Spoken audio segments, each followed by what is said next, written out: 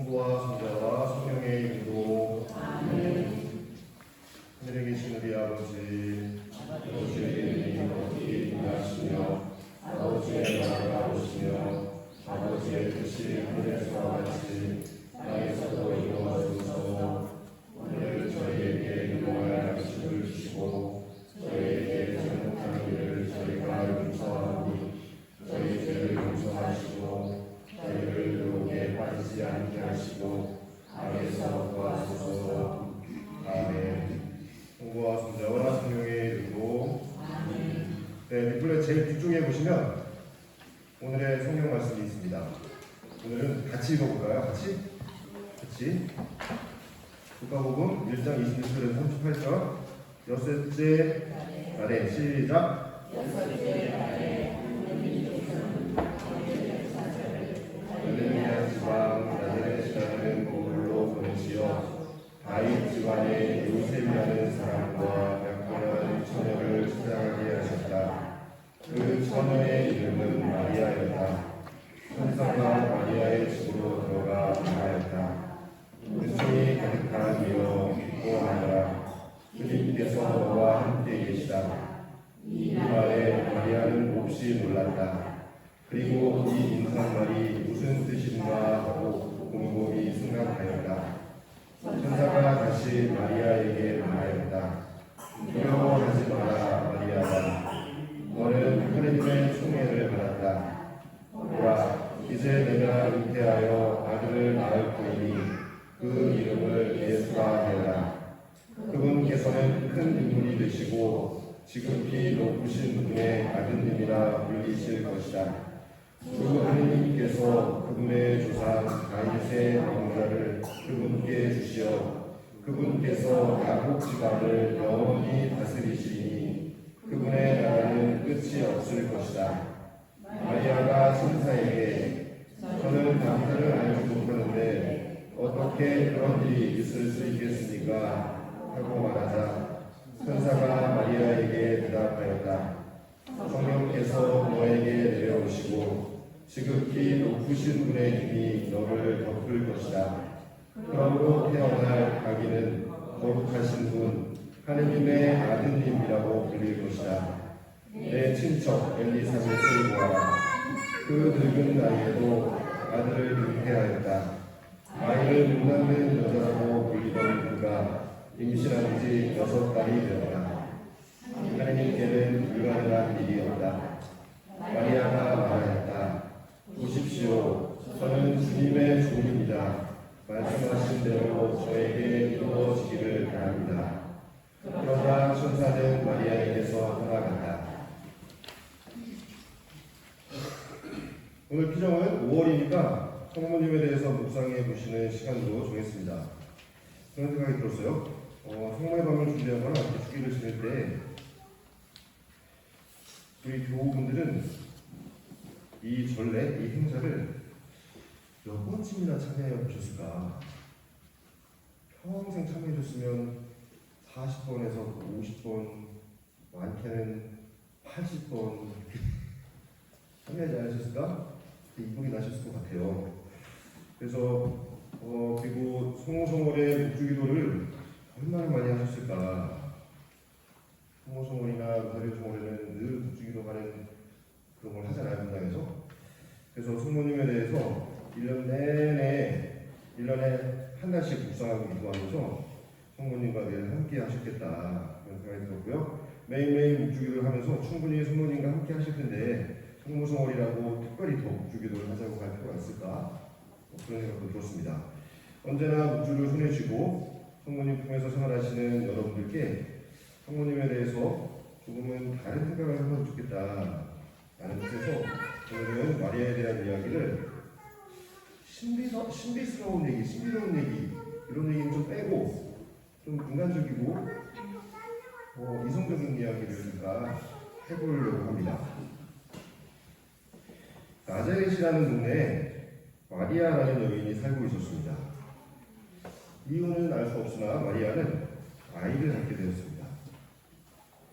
성경은 성령으로 인하여 잉태했다고 전하고 있죠. 그건 빼고 마리아는 고민을 합니다. 이야기를 어떻게 할까? 아이를 가진 엄마라면 당연히 하게 되는 고민일 거라고 생각합니다. 원하지 않은 임신이라면 더욱 고민이 되겠죠. 임신한 사실이 알려지면 동네에서 험한 꼴을 당할 게 틀림없습니다. 오늘날처럼 여성 인권이 보장된 시절이 아니어서 특별히 남편이 없는 여성은 권리 행사를 할 수 없는 시절이었습니다. 가늠하다 들키면 여인은 동네에서 즉결 처분을 받습니다. 신기하게 가늠은 혼자 하는 게 아닌데 남자를 처벌한다는 이야기는 잘 안 나와요. 아무튼 처녀가 잉태했다는 것은 죽음에 처할 운명이라는 뜻입니다. 절체절명의 위기입니다. 어머니와 아기는 죽음 가까이에 다가가 있습니다. 마리아의 고민이 깊어갑니다. 하지만 결심을 합니다. 아이를 살려야겠다. 살려야 한다. 이름도 지었습니다. 제 속의 아이는 이름이 예수입니다. 아이를 가진 엄마의 마음은 다 같을 것 같아요. 살리고 싶다. 태어날 아기는 거룩하신 분, 하느님의 아드님이라고 부를 것이다. 모든 아이는 하느님의 축복을 받은 소중한 하느님의 아들입니다. 성모님의 결단에 지지해준 사람들이 있었습니다. 아무리 불법의 아이라도 아무리 큰 위험이 있어도 아이를 지켜내겠다고 힘을 모아주는 사람들이죠. 마리아의 남편 요셉입니다. 파혼하기로 마음먹었지만 마리아를 아내로 맞이합니다. 그리고 마리아가 미혼모가 아닐 수 있게, 그리고 예수님이 아빠 없이 태어나지 않도록 도와줬습니다. 마리아는 사촌 엘리사벳을 찾아갑니다. 엘리사벳의 남편 지카리아는 대사제입니다. 사회적으로 대단히 높은 지위에 있는 사람이 옆에서 지지해준다면 마리아는 두려울 게 없었을 겁니다. 엘리사벳은 이렇게 인사합니다. 당신은 여인들 가운데에서 가장 복되시며 당신 태중의 아기도 복되십니다. 행복하십니다. 주님께서 하신 말씀이 이루어지리라고 믿으십니다. 마리아에게 커다란 버팀목이었습니다. 혼자 겪어내기에는 너무나 위험하고 어려운 일이었기 때문입니다.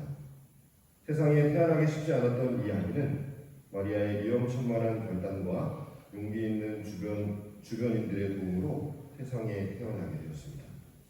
그분을 우리는 그리스도라고 부릅니다.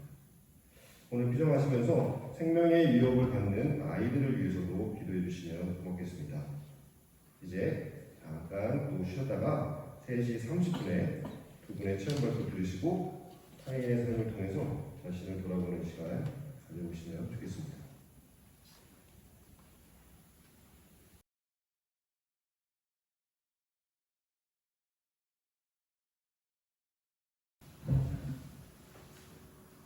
참대 예수님. 저는 1구역에 살고 있는 우영희 로사입니다. 반갑습니다. 조금은 지루하시겠지만 잘 들어주시기 바랍니다.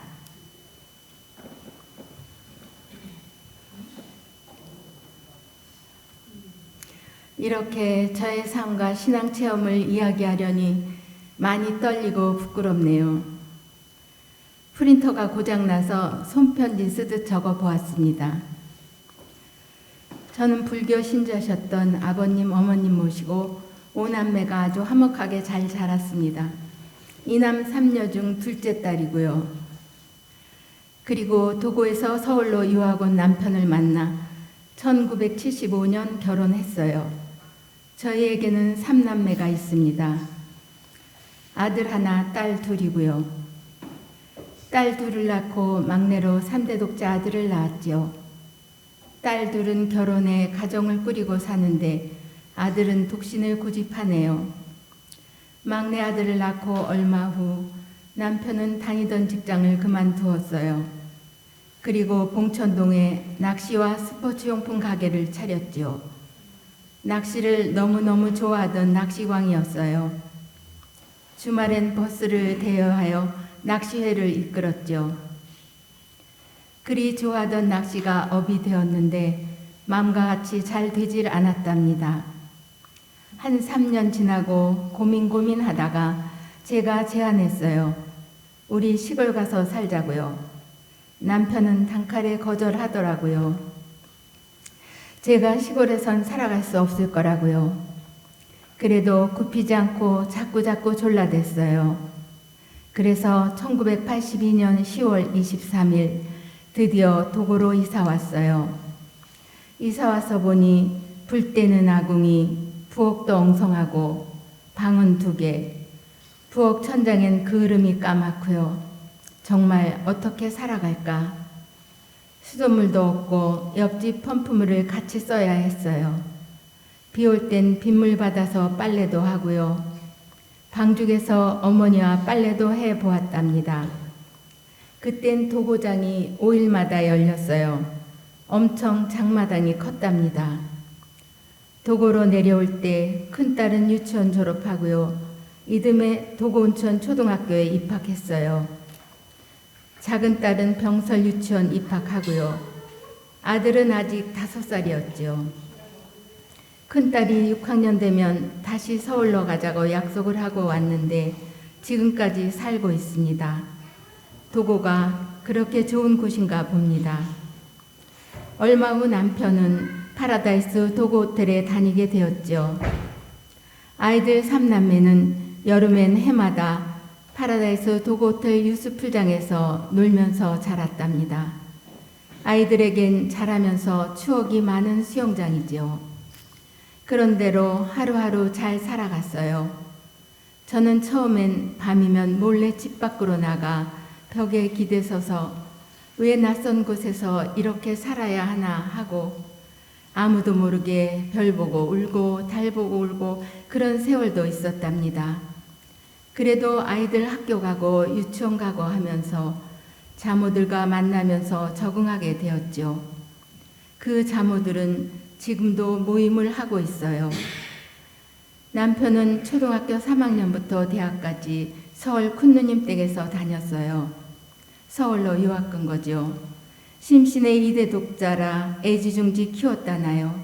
그렇게 누님 댁에서 조카들과 함께 컸어요. 우리 결혼하고 조카들 셋을 데리고 살았답니다. 누님과 매형은 직장 관계로 충주에 계시고요. 그렇게 결혼 생활은 시작되었어요. 시댁은 독실한 불교 신자였답니다. 결혼 7개월 만에 도고에 계신 홀어머님을 서울로 모셔왔어요. 아버님은 우리 결혼 1년 전에 돌아가셨고요. 그때부터 어머님을 17년 모셨지요. 병약하셨던 어머님을 모시는 것이 많이 힘들었어요. 그래도 마음이 따뜻하고 좋은 분이셨지요. 서울 생활을 잘 적응하시는 것 같았는데 몇 해 지나니 도고를 많이 그리워하셨어요. 더 늙기 전에 내려가고 싶다고 하시대요. 낚시 가게도 잘 안 되고 남편과 어머님과 상의해서 도고로 내려가기로 했지요. 서울로 모셔간 지 7년 만에 도고로 다시 왔답니다. 난생 처음 시골 생활이에요. 저에겐 마냥 동경의 대상이었던 시골 생활이 나의 일상이 되고 보니 생각했던 것보다 쉽지가 않네요. 화장실은 재래식, 아이들은 구토를 하고 집 밖에서도 돼지우리 냄새 나고 정말 너무도 참기 힘들었어요. 어머님은 밭에 마늘을 심으시고 봄이 되니 애미야 풀 뽑자 하시대요. 그래서 저는 2손가락으로 파랗게 나오는 것을 모두 뽑았지요. 어머님은 화들짝 놀라시며 너 지금 뭘 뽑냐고 하시네요. 지금 생각해보면 기가 막힐 일이지요. 잘 싹이 나고 있는 마늘을 뽑았으니까요. 지금 하늘에서 이렇게 잘 살고 있는 며느리를 보시면 꽤나 흐뭇해 하시겠죠.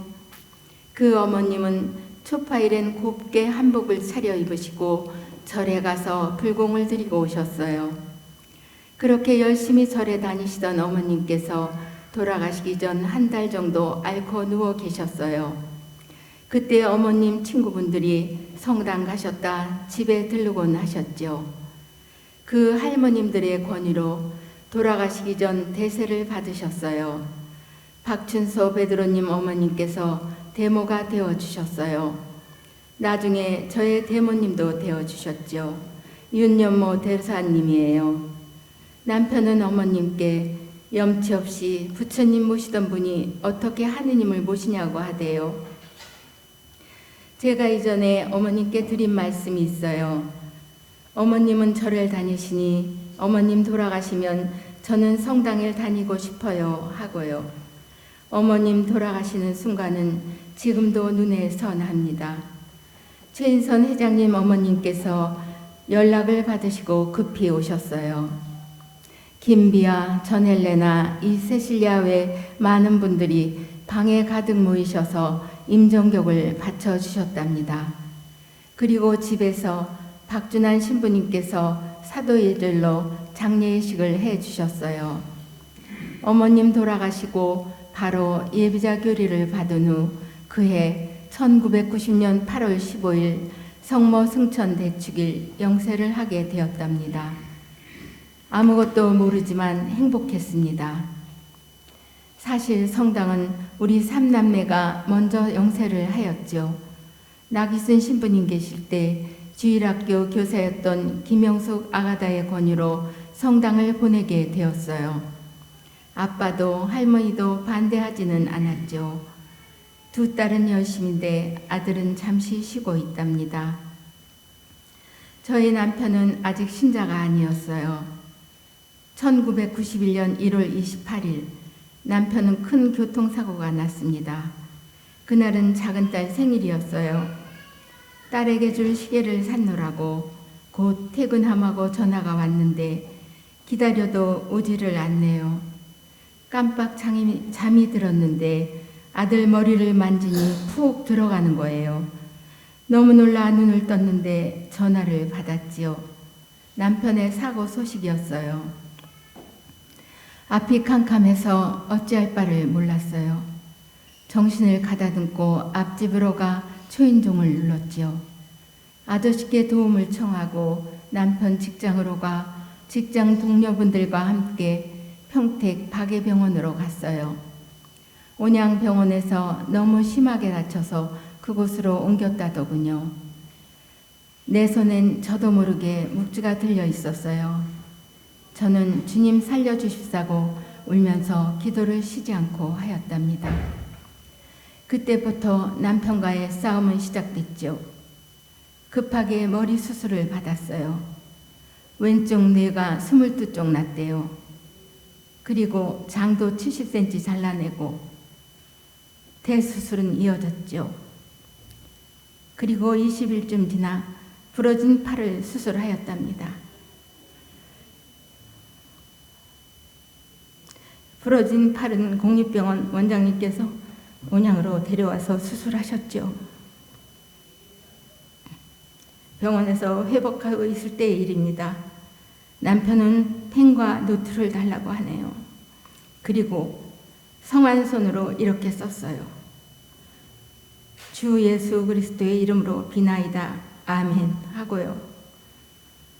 반복해서 자꾸자꾸 썼어요.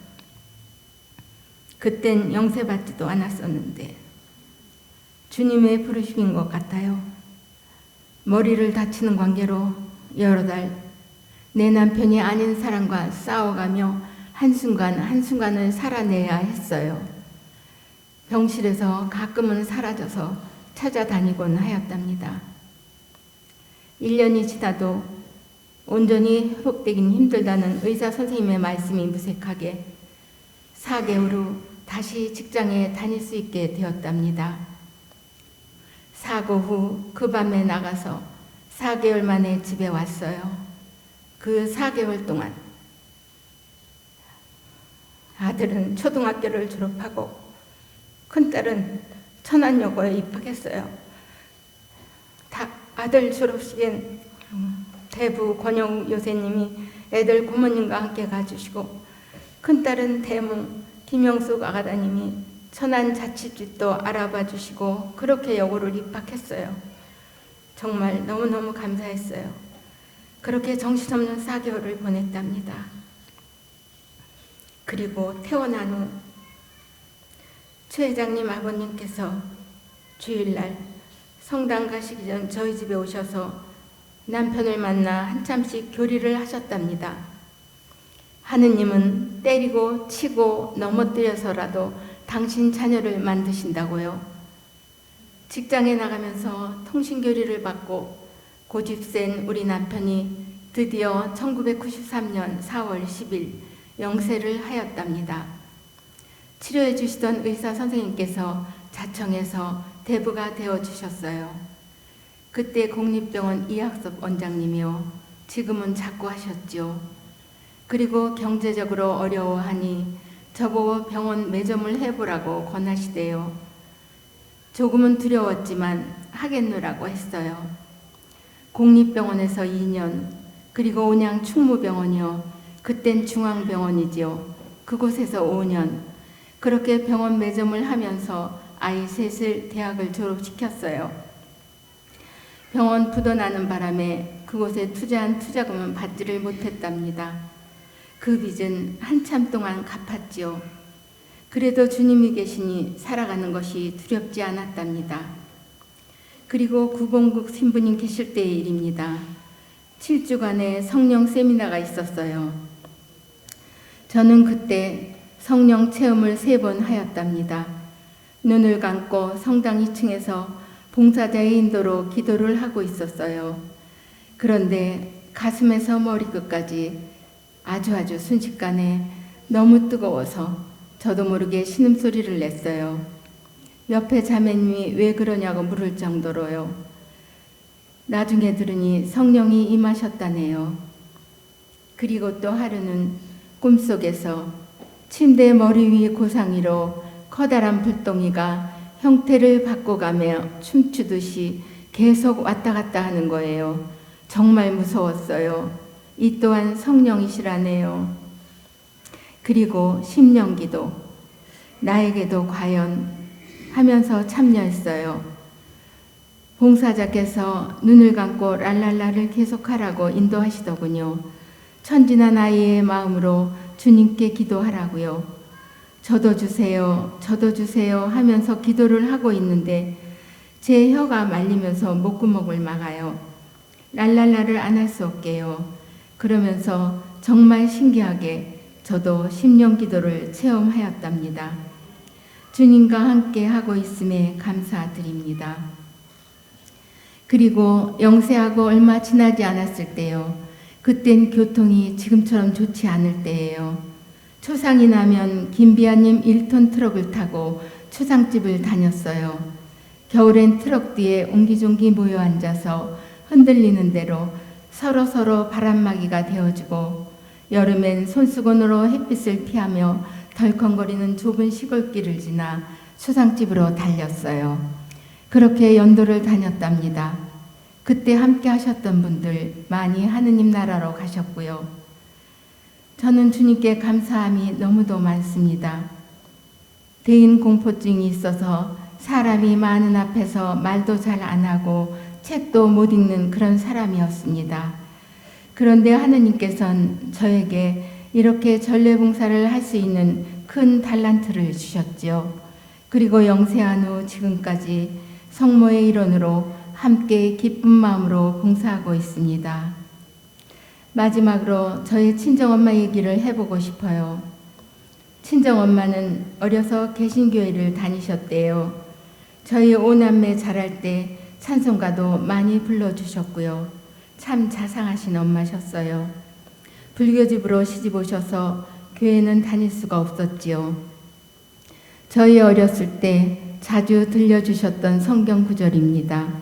요한복음 3장 16절의 말씀. 하느님께서는 세상을 너무도 사랑하신 나머지 외아들을 내주시어 그를 믿는 사람은 누구나 멸망하지 않고 영원한 생명을 얻게 하셨다. 저희 엄마께서는 상계동 성당에서 예비자 교리를 받으시던 중 폐암 선고를 받으시고 대세를 받고 돌아가셨습니다. 이희순 헬레나입니다. 저의 삶을 돌아볼 수 있는 이 시간을 마련해 주신 박재준 토마 신부님께 감사드립니다. 두서없는 저희 얘기 들어주셔서 감사합니다. 앞으로의 모든 날들 주님 사랑 실천하며 살아가겠습니다. 영광이 성부와 성자와 성령께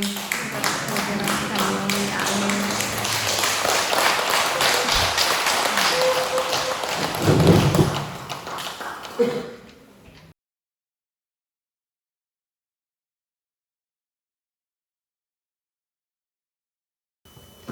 참 예수님, 먼저 로사 자매님 너무 열광하셔가지고 조금 주눅이 드는데요. 그 용기를 내보겠습니다. 저는 성당 바로 밑에서 살고 있는 박춘서 베드로입니다. 먼저 저에게 이런 귀한 자리를 마련해 주신 주님 그리고 우리 본당 신부님께 감사드립니다. 얼마 전 신부님께서 저에게 5월 노을 피정 체험 시간에 저를 올리셨다고 그래서 과연 제가 별로 드릴 말씀도 없는데 무슨 말을 어떻게 해야 될지 몰라가지고 많이 망설였습니다. 제한된 시간을 반이나 채울지 모르겠네요. 잘 부탁드립니다. 지난달 이곳에서 신부님께서 어느 젊은 부부의 아이에게 유아 세례를 주실 때가 생각납니다. 태어난 지 얼마 안 된 어린아이를 안고 유아 세례를 하는 모습에 교우 여러분 모두가 한마음으로 축하해 주시고 아주 흐뭇한 할머니 할아버지의 마음으로 반겨주시는 모습에 저 또한 가슴이 뭉클해지면서 지금부터 약 76년여 전에 제 모습이 생각났어요. 제가 바로 유아 세례를 받았거든요. 지난 2002년 주님 곁으로 가신 저희 어머님은 처녀 때 영세를 받고 신앙생활을 하시다가 19 젊은 나이에 제 아버님을 만나서 결혼을 했답니다. 어머님은 7남매를 두셨는데 7남매를 모두 유아 세례를 시켰어요. 그리고 어머님 혼자 소위 말하는 예자교우로 신앙생활을 하시다가 저희 아버님을 영세시키려고 무더운 애를 쓰셨는데 아버님이 말을 안 듣셨어요. 그래가지고 포기하시다가 결국에는 결혼 30여 년 만에 저희 아버님을 영세를 받게 하셨답니다. 혼자 성당에 나오시며 저희 7남매를 신앙의 힘으로 잘 키우신 저희 어머님은 어머님 친정 형제 자매님들 5가족 모두를 주님 품으로 불러들이셨고 확실한 기억은 없지만 많은 동네 분들을 선교하셨다는 말씀을 들었습니다. 옛날 저희들이 어렸을 때는 모두가 살기가 어려웠어요. 밥을 굶는 사람들이 많았습니다. 어르신들께서는 기억하실지 모르겠지만 그때는 깡통을 들고 이렇게 목에다 걸고 밥을 구걸하는 거지들이 많았습니다. 깡통을 든 거지들이 그때마다 저희 어머님은 항상 그 찬밥이 아닌 따뜻한 밥을 깡통에 가득 채워주셨던 모습이 눈에 선합니다. 어떤 때는 쟁반에 반찬도 함께 갖다 주셨어요. 그때마다 저희들은 더럽다가 짜증을 내고 그랬다가 저희 어머님한테 많이 혼났습니다. 그래서 저희 동네에 홀로 사시는 저희 어머님 친구분이 계셨었어요. 어머님과 비슷한 연령대의 아주머니였는데 그 아주머니 저희 집에 가끔 마시러 오셔가지고 어머님과 말동무도 되고 그러셨습니다. 근데 그 아주머니가 꼭 밥 때, 꼭 식사 때 맞춰서 마시러 오는 거예요. 그러면 저희 어머님은 밥을 한 그릇 더 퍼가지고 같이 옆으로 오라고 그래가지고 같이 식사를 하시고 그랬어요. 아마 그분께서 꼭 밥 때 맞춰가지고 마시러 오는 거는 여러분 생각해 보시면 알 겁니다. 밥 얻어 먹으려고 그랬던 거겠죠. 근데 뭐 옷도 잘 못 입고 냄새도 나고 그래가지고 저희들은 냄새 난다고 투정 부렸으면 어머님 야단도 맞은 적이 몇 번 있습니다. 이렇게 몸소 사랑을 실천하며 열심히 기도하셨던 제 어머님이 생각해보면 저희들의 삶이 얼마나 형편없는지 반성하게 됩니다. 저희 어머님은 평소에 지병이 있으셔서 혈압, 당뇨 등 두통을 항상 안고 사셨어요. 돌아가시기 전까지 한 20여 년 동안 제가 매일 아침 근육피와 인슐린 주사를 제가 놔드렸습니다. 돌아가실 무렵 어머님의 일과는 항상 묵주가 손에 들려 있었고 부일 기도를 바치는 모습밖에 저희들은 생각이 안 납니다. 그리고 항상 기도 들으실 때마다 이렇게 기도하셨어요. 주님께서 어머님을 데려가시려면은 꼭 사술 시기에 저희 어머님을 데려가 달라고 기도하셨어요. 그래서 주님께서 어머님의 기도가 몸에 닿았는지 사순 시기인 양력 3월 19일 사순제 4주간에 주님 곁으로 가셨습니다. 어머님이 소원 이루신 거죠.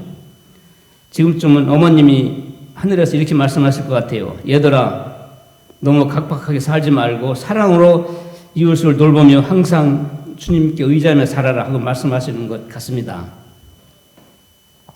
저는 29 되던 해 지금의 아내 전혜련아, 저기 앉아있네요. 전혜련아하고 결혼을 했습니다. 이 자리에서 성당 설립 2년째인 1976년도에 초대 신부님 양택규 안대 신부님 주례로 여기서 혼배성사를 받았습니다. 그때는 의자가 없어서 마룻바닥이었어요. 그래서 축하해 주시러 온 신자분들 그리고 하객들 모두 마룻바닥에 쭈그리고 앉아가지고 또 축하를 해주셨습니다. 그때는 제 아내 전혜련아는 26인가 7인가 꽃다운 나이였죠. 어느 지인을 통해서 중매를 만났습니다. 제 아내 그때 아무 종교도 갖지 않았어요. 그 당시 영세를 받으려면은 최소한 1년은 교리를 배우고 합격을 해야만이, 교리 시험에 합격해야만 영세를 받을 수 있었습니다. 그런데 제 아내는 저랑 중매로 만난 지 남들 1년 걸려야 교리 배워서 합격할 수 있는 거를 3, 4개월 만에 합격하고 영세를 받았습니다. 아마도 저한테 빨리 시집 오고 싶었나 봐요. 응? 웃으시는 걸 보니 방금 한 말 거짓말인가 보네요. 저도 웃음이 나오는 걸 보니 거짓말이 맞나 봅니다. 그 사람이 빨리 시집 오고 싶어서가 아니고 제가 빨리 데려오고 싶어서 얼마나 몸달았는지 모릅니다. 제 처가는 바로 그 옆에 실려온 관상입니다. 여기서 한 10분, 차로 10분, 15분이면 충분히 가죠. 한 번 보고 만났더니 자꾸만 보고 싶은 거예요. 그래서 밤잠을 설치는 때가 많았습니다. 그때는 자동차가 없어가지고 걸어갈 수도 없었는데 다행히 저희 집에 슈퍼를 해가지고 배달하는 오토바이가 있었어요. 50cc. 그래서 오토바이를 타고 한 달 동안 거짓말 안 뺀 거예요. 하루도 안 빼주고 매일 달려가서 잠깐 얼굴 보고 그냥 부끄러워가지고 얼굴만 쳐다보고 바로 오고 그랬습니다. 그런데 그런 남들은 그래서 만난 지 드디어 6개월 만에 혼배성사를 받았고요. 그런 남들은 결혼 1년이면 아이를 갖는데 저는 그러지는 못했어요. 결혼 5년 만에 첫 아이를 낳았습니다. 남들보다 5년이 늦은 거예요. 그 뒤로 스트라이크 안 타쳐가지고 아들을 둘을 낳았습니다. 열심히 살면서 두 아들을 성당에 잘 보내며 두 아이들은 초등학교 때부터 중학교 때까지 미사 때 이 자리에서 여기 성당에서 복사를 서면서 착실하게 신앙생활을 하였습니다. 그러던 아이들이 대학 가고부터 집에서 떨어져 있으니까 그만 성당에 안 나가고 냉담 아닌 냉담을 하는 거예요. 두 아들 똑같이 그랬어요. 모처럼 집에 오면 항상 내 이놈들 성당에 안 나가면 집에 오지도 말라고 맨날 소리치면서 야단을 친 적이 한두 번이 아니었습니다. 아마 지 엄마도 똑같은 생각이었을 거예요. 하도 속이 상해서 이웃과 이제 다른 친구들한테 얘기하면은 자기 애들도 그렇다네요. 그래서 언젠가는 기본 마음이 있으니 결국엔 주님 품으로 돌아오게 될 수 있다면서 열심히 기도만 하라고 그래가지고 저 그렇게 하고 있었습니다. 저희 칠남매는 여느 가정과 같이 부모님 밑에서 열심히 신앙생활을 해가며 살고 있었습니다.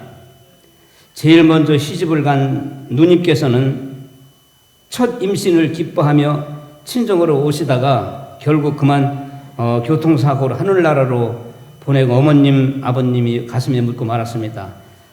상당히 오래전 얘기입니다. 어른들의 말씀에 부모는 죽으면 땅속에 묻고 자식은 죽으면 부모님 가슴에 묻는다는 얘기가 맞는 것 같습니다. 남은 6남매는 똘똘 뭉쳐서 부모님과 함께 세상을 살았으며 학업 때문에 멀리 나가 있는 제 형님을 제외하고 제가 이제 둘째입니다. 제하고 부모님 다음으로 동생들과 부모님을 케어하면서 열심히 살았습니다.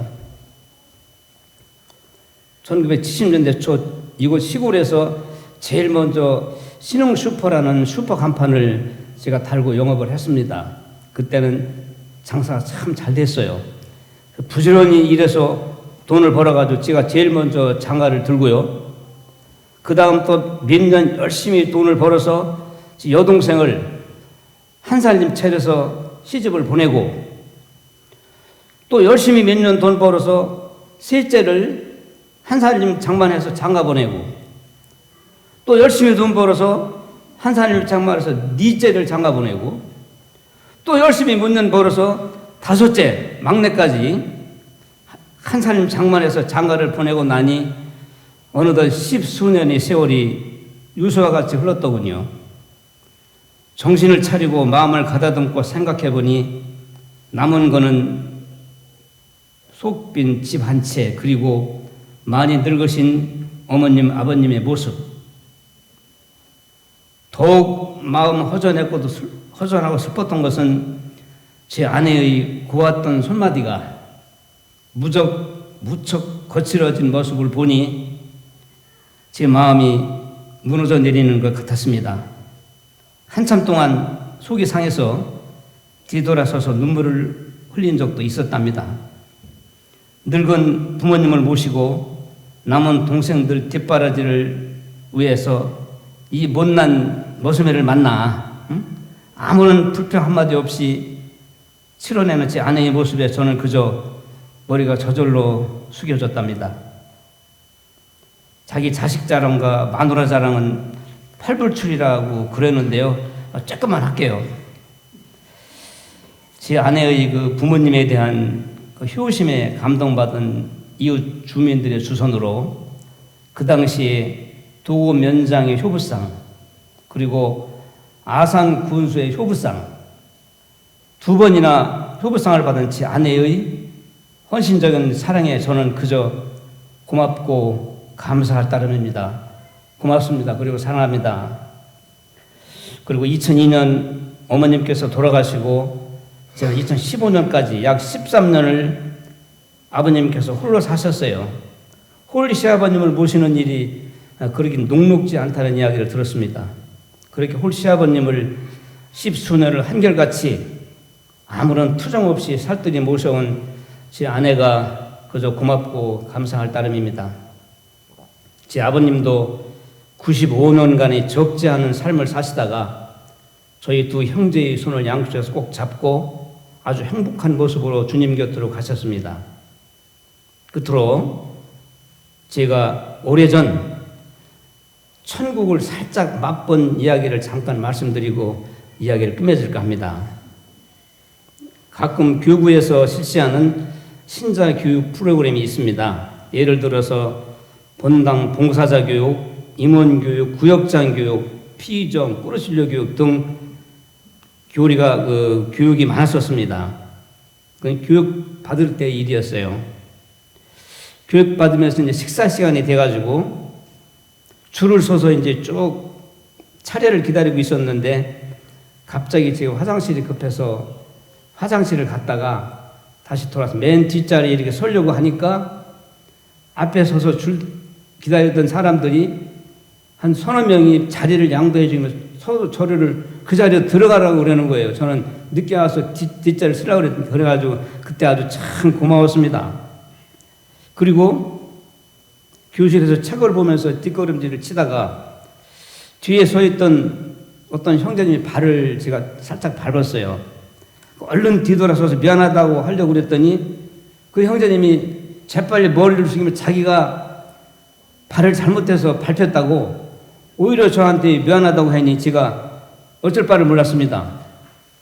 그리고 교육 중에 교실에 어떤 휴지가 땅바닥에 떨어져가지고 제가 얼른 주우려고 이렇게 머리를 숙였더니 저보다 먼저 휴지를 주우려고 하는 사람이 숙였던 모양 같이 머리를 탁 부딪혀가지고 서로 얼굴을 쳐다보면서 웃은 적이 한 번 있었습니다. 그리고 또 한 가지는 이제 그 교육 중에 이제 휴식 시간에 마침 그 휴게실에 자리가 딱 10자리밖에 없었어요. 그런데 제 짝꿍과 함께 제일 늦게 이제 둘이 들어갔어요. 들어갔더니 10자리 꽉 채웠는데 한쪽에 서 있으려고 그러니까 한 2명, 3명이 얼른 일어나더니 이러고 자기 자리에 앉으라고.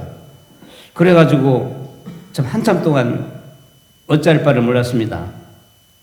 함께 교육받던 형제 자매님들의 모두의 눈에서는 아주 착한 사마리아 여인들의 선한 눈빛이 빛났으며 모두들의 얼굴 표정에서는 미소를 머금은 사랑과 배려로 가득 찬 행복한 모습들이 보였습니다.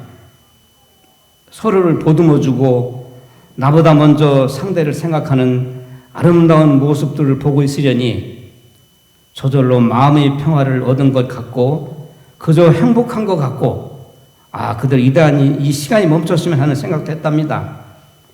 요즘 같은 각박한 세상에 이런 분들과 함께 평생 인생을 산다면 그게 바로 천국이 아닌가 하는 생각을 잠깐 가져보았습니다. 예상 마치면서 두서없는 제 이야기를 끝까지 들려주셔서 정말 고맙습니다. 감사합니다.